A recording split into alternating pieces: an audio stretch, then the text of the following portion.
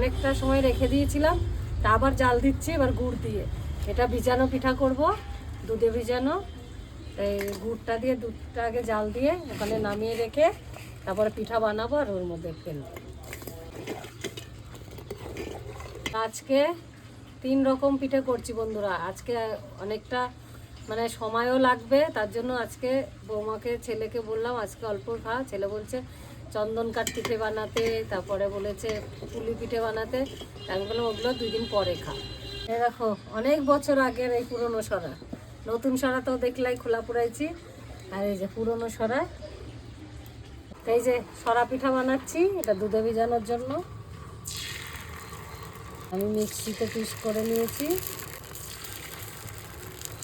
কিন্তু ভালো সুন্দর হবে। প্রথম তো 2-1টা লেগেও আসছে।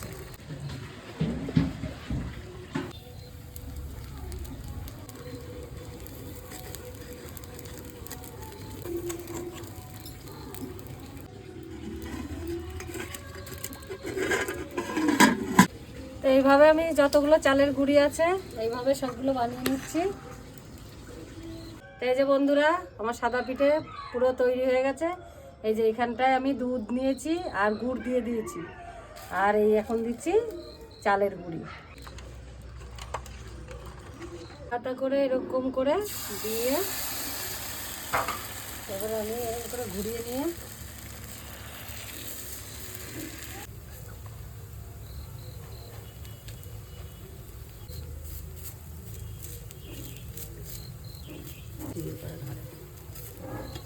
তারপরে দেখো এখন প্রথম প্রথম একটু কেরম হলো, কিন্তু এখন দেখছো আর একটু পরে দেখবা একদম এখন তেলও দেওয়া লাগবে না, এমনি উঠে।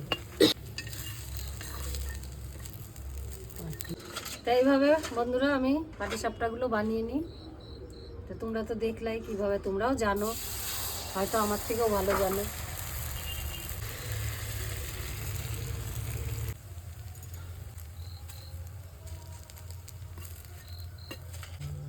চিনি কেমন আমার কিছু করার লাগতেছে।